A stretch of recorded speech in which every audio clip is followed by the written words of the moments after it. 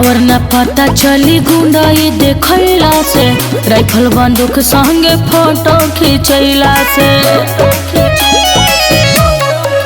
Power न पता चली गुंडाई देखला से, राइफल बंदूक संगे फोटो खींचला से। दबेला जिगर चढ़ देहि में जिगर, करे से नहीं बरिया रे।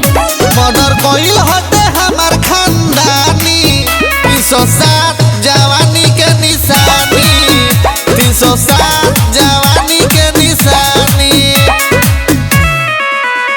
जवानी के निशानी, जवानी के निशानी।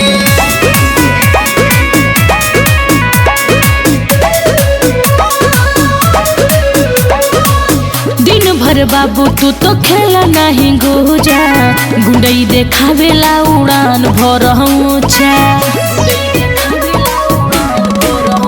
छोटू मनीष भिरी रहबे तो सुकून मिली, तोरा राइफल दुनाली के मशीन मिली, मिल के रहोगे तो दिल में रहोगे, ना तो पड़ जाई भारी।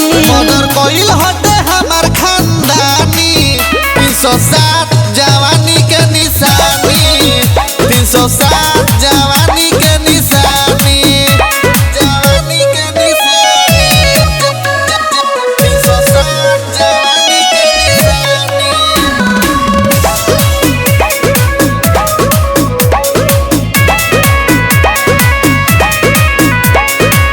खाए के जे करा नइखे ठेकान हो, करता उहो दोनाली के दुकान हो।